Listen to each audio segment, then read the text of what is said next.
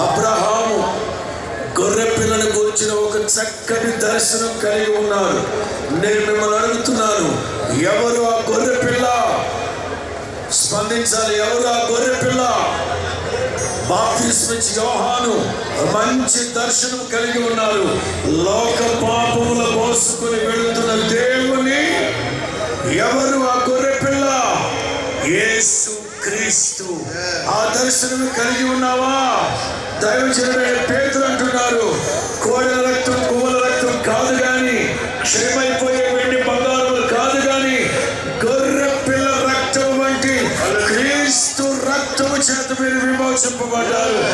నిశ్చయముగా ఈ రాత్రి మీ మనోనేత్రాలు తేటగా వెలిగించబడి గొర్రె పిల్లతో పోల్చబడిన క్రీస్తు ప్రత్యక్షత, దైవ దర్శనం మీకు కలుగునుగాక.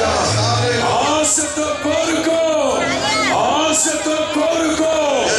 యేసయ్యా, యేసయ్యా, యేసయ్యా, మీ ప్రత్యక్షత నాకు కావాలి, మీ ప్రత్యక్షత నాకు కావాలి. ఎందుకు ఈ ప్రత్యక్షత?